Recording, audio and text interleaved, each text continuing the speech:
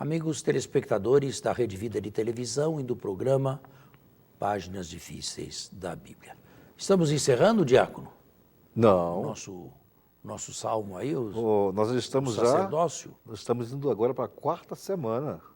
Agora é um encerramento com gostinho de quero mais, né? Porque o conteúdo é muito denso, maravilhoso. Eu falei do sacerdócio de Cristo, Sim. que agora é coparticipado. Perfeito, perfeito. Jesus condivide a sua vitória sobre o mal e o pecado com todos aqueles que querem a ele unir-se. E se unem através do batismo. Do batismo, você falou isso. E o batismo nos traz ou nos faz sacerdotes. E isto é mais importante, isto é o sacerdócio régio, é um privilégio. Por quê? Porque é um privilégio eu poder, sempre no existencial, através do ressuscitado, da tenda mais ampla e mais perfeita, chegar ao santuário e oferecer a Deus, não o sangue de bode, como no esquema do Antigo Testamento, mas a própria vida a Deus. Por Cristo, com Cristo, em Cristo, no Espírito que o levou a realizar o seu sacrifício. Então, somos sacerdotes todos. Todos os que subimos através da tenda e vamos ao santuário quantas vezes quisermos. Pedida audiência, ele nos concede imediatamente. Se o senhor pedir audiência aqui ao presidente ou à presidente da República, será concedida imediatamente? Com certeza não. Pelo tempo que quiser? Com certeza não. Mas ele sim. Mas Deus sim. Desde que se vá a ele pelo único caminho que conduz a ele. Por Cristo, com Cristo, em Cristo. Não foi dado outro nome debaixo do céu pelo qual nós devamos ser salvos. E isso deve ficar bem claro. Não é Maomé, não é Confúcio. Por não existe Cristo, caminho alternativo. Com Cristo, em Cristo. É o único. Não posso supor que eles falem isso, porque senão deixariam de ser islamitas e passariam a ser cristãos. Mas também não posso aceitar que um cristão ponha em dúvida isso. Então, nós todos somos sacerdotes. E esse é o sacerdócio régio. É um privilégio ser sacerdote régio. É um verdadeiro privilégio. Jesus, sacerdote à maneira de Melquisedeque, como eu expliquei, tendo o autor buscado uma figura pálida no Antigo Testamento que preanunciasse um sacerdócio diferente do levítico, e unindo ao seu sacerdócio todos os que se tornam, pelo batismo, seus discípulos ou membros do seu corpo, membros dessa tenda. Eu posso dizer, então, que o sacerdócio régio e terrestre é o mesmo? Não, o nosso sacerdócio é terrestre. Terrestre. É régio e terrestre, porque exercemos já. O do Cristo é celeste. Celeste. Porque aqui nunca exerceu. Ele foi, digamos, ordenado. Mas só que a sua ordenação consistiu na crucifixão. Sim. E isso é importante para certas pessoas, graças a Deus, não são muitos, seminaristas que vivem aí preocupados com paramentos, sabe? E se esquecem, não quero dizer que a maioria, nem todos, e nem quero julgar a consciência de ninguém, Certo. mas quero dizer que às vezes se esquecem de que Jesus se tornou sacerdote, não vestindo uma bela roupagem, mas no seu ato de crucifixão. Certo? Quer ver uma fotografia, Sim. bem a fotografia de um sacerdote do Antigo Testamento? É o livro do Eclesiástico, no capítulo dedicado ao sacerdote Simão II, Eclesiástico, aqui está. Olha, leia aqui Simão, filho de Onias, sumo sacerdote. Em sua vida reparou o templo, Agora, a partir Continue daqui. aqui. Preocupado em evitar a ruína de seu povo, fortificou a cidade para o caso de assédio. Como ele era majestoso, cercado de seu povo, quando saía de detrás do véu. Como a estrela da manhã em meio às nuvens, como a lua na cheia. Como o sol radiante sobre o templo do Altíssimo, como o arco-íris brilhando nas nuvens de glória. Como a rosa na primavera, como o lírio junto de uma fonte, como um broto do Líbano no verão, como o fogo e o incenso no incensatório, como o vaso de ouro maciço, ornado de toda espécie de pedras preciosas, como a oliveira carregada de frutos, como o cipreste elevando-se até as nuvens, quando tomava a sua veste de gala e revestia-se de seus soberbos ornamentos, quando subia ao altar sagrado e enchia de glória o recinto do santuário, quando recebia das mãos dos sacerdotes as porções do sacrifício, ele próprio, estando de pé junto à fornalha do altar, cercado de coroa de irmãos, como de seus rebentos os cedros do Líbano, cercavam-no como troncos de palmeiras. Quando todos os filhos de Arão em seu esplendor, tendo nas mãos as oferendas do Senhor, diante de toda a Assembleia de Israel. Enquanto ele realizava o culto dos altares, apresentando com nobreza a oferenda ao Altíssimo Todo-Poderoso, estendia a mão sobre a taça, fazia correr um pouco do sumo de uva e o derramava ao pé do altar. Perfume agradável ao Altíssimo Rei do mundo. Então, os filhos de Arão gritavam, soavam suas trombetas de metal maciço e faziam ouvir um possante som, como memorial diante do Altíssimo.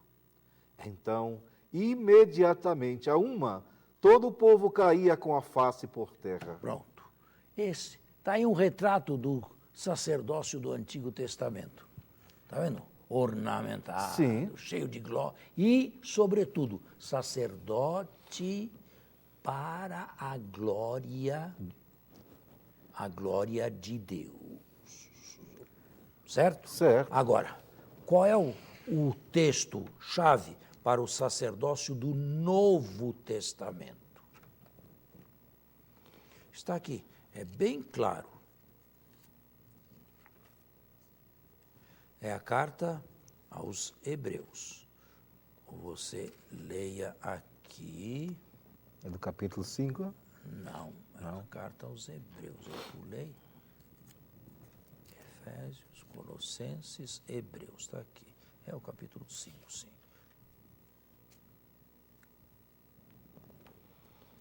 Começa aqui. Todo sumo sacerdote é o Antigo Testamento ainda. Vamos lá. Todo. Porquanto todo sumo sacerdote, tirado do meio dos homens, é constituído em favor dos homens em suas relações com Deus. Sua função é oferecer dons e sacrifícios pelos pecados. É o que você acabou de ler lá. Continua? Continue.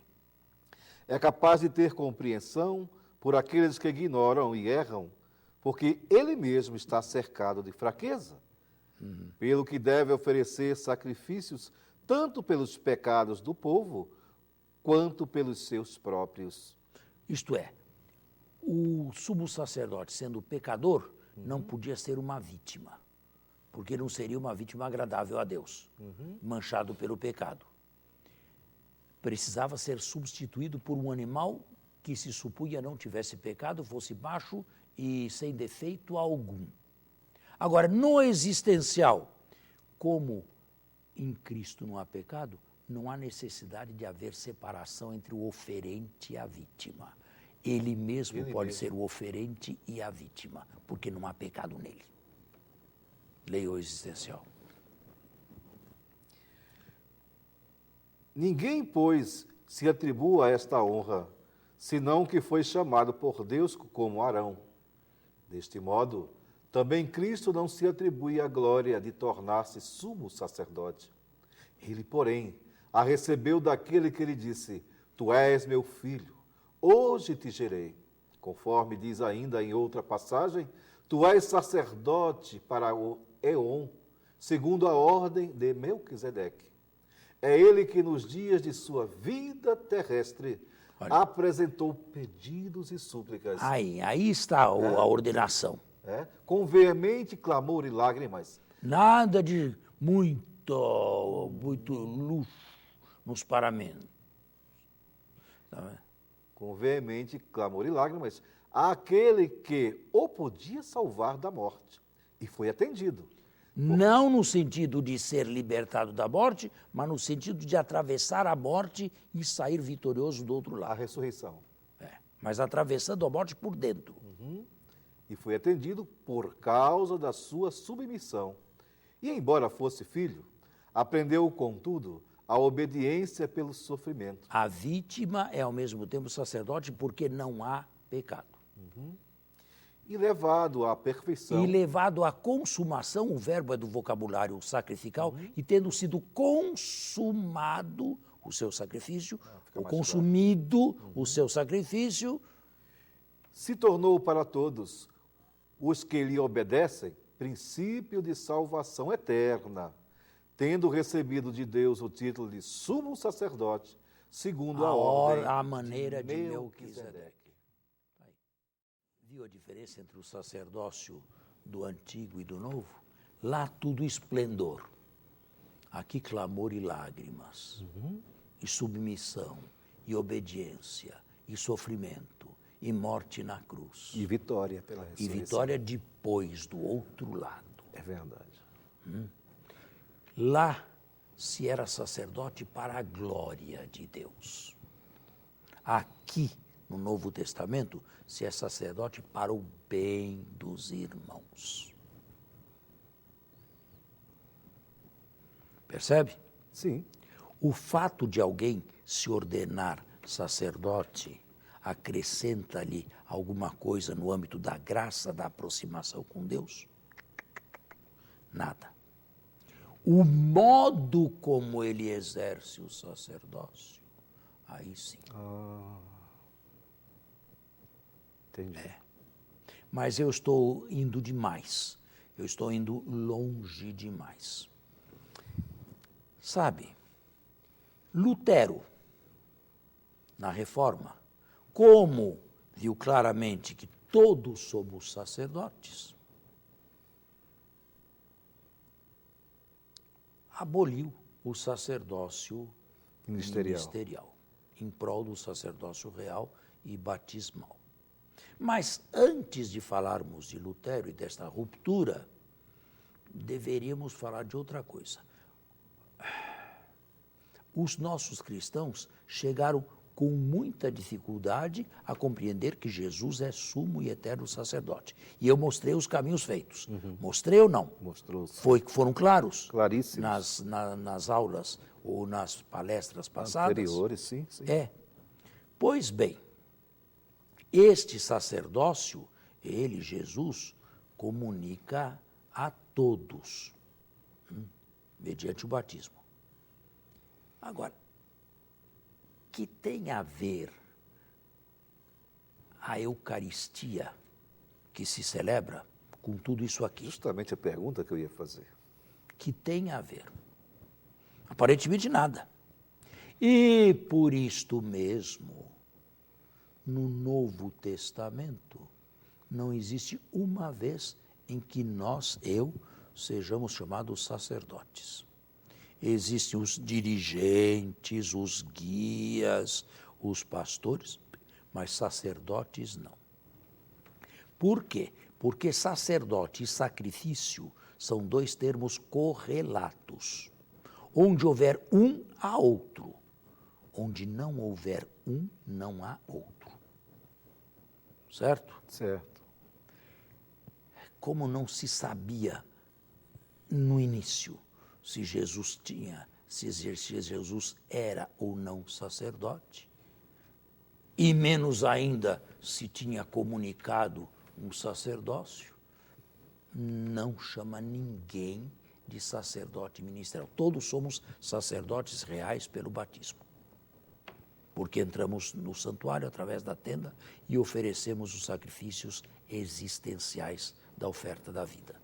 Todos os dias que quisermos. E tomara queiram todos os dias os nossos telespectadores, não é verdade? Sim. Que o programa também tenha um aspecto parenético, exortativo enfim, de exortação. Agora, a Eucaristia, o que era? Só no final do século...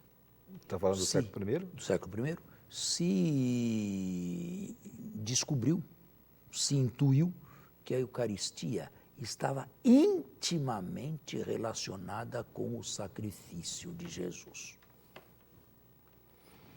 Então, apareceu o vocábulo sacrifício, a Eucaristia é um sacrifício, e o termo sacerdote aparece em seguida. Mas os livros do Novo Testamento já estavam escritos. Por isso, a terminologia não é do Novo Testamento. Entendi. Certo? Só quando a Eucaristia foi considerada em estreita relação com a execução de Jesus e sua ressurreição, como um sacrifício, então aquele que a presidia recebeu o título de sacerdote, mas não está mais aqui. Alguém presidia, mas não se tinha ainda esta visão ou esta clareza, certo? Que a Eucaristia era um sacrifício incruento que não repete, mas reatualiza o Calvário. Isto é, traz novamente o único Calvário para junto de nós, para cima desse altar aqui, onde ele é oferecida. Não é a repetição do Calvário, não é a repetição, é a reatualização. É o mesmo ato substancialmente presente. É o passado trazido para o presente em forma de sacramento, ou através do sacramento. E realmente presente no sacramento, mas realmente presente.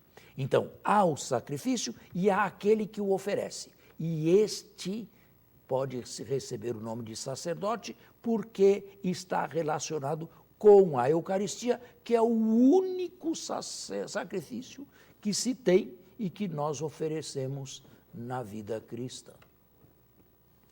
Bem, se o sacerdócio real é batismal e oferecido a todos pelo batismo, e existe uma outra linha do sacerdócio de Cristo que não é oferecida a todos, porque não é real, porque não é um privilégio, porque é um serviço em favor daqueles e para aqueles que querem ser sacerdotes reais.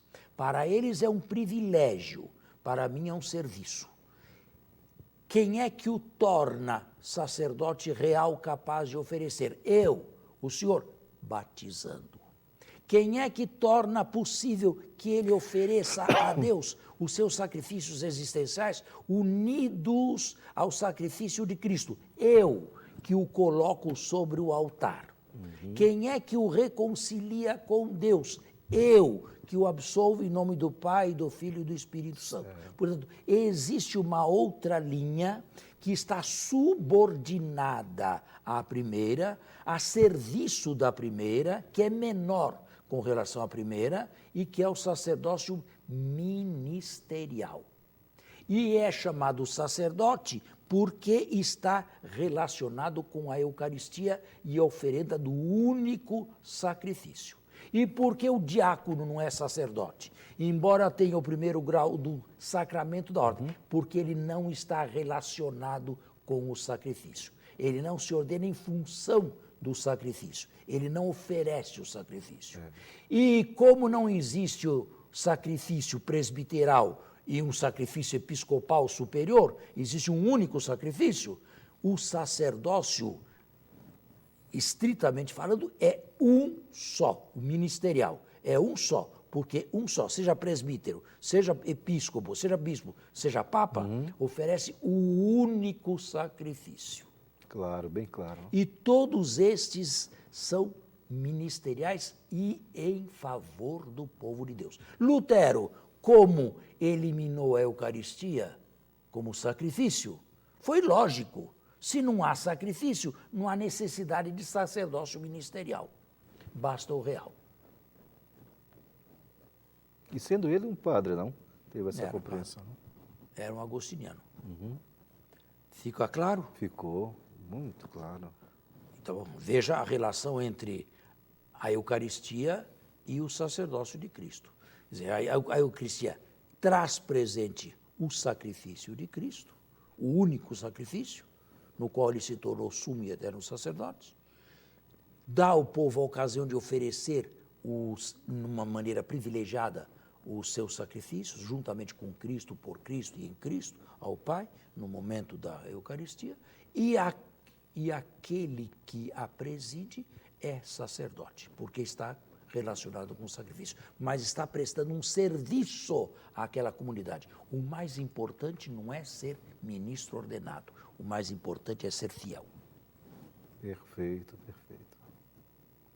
Para lá é um privilégio, aqui é uma fonte de preocupações.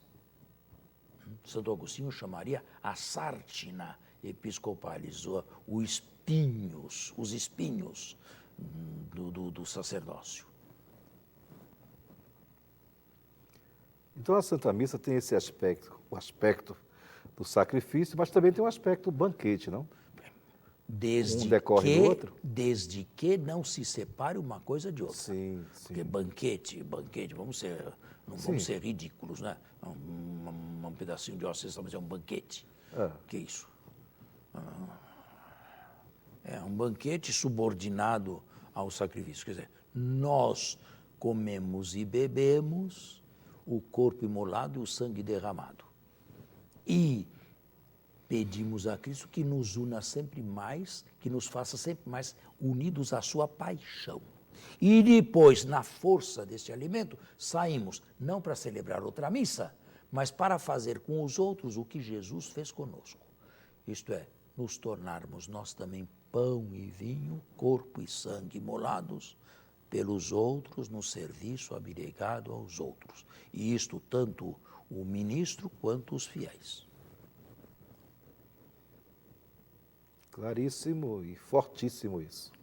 É o sentido da nossa fé, não? Paixão, morte e ressurreição de Cristo. Mistério pascal. E é o meu sacrifício, com a vitória da ressurreição, o Calvário glorioso que se traz sobre o altar. E é um momento essencial em que a Assembleia se torna igreja. Por isso que, onde não há Eucaristia, não há igreja bem formada. Verdade. Porque o cume da vida cristã é o culto sacerdotal, sacrificial de Cristo a Deus, a participação nesse culto e a oferta de cada um de si a Deus.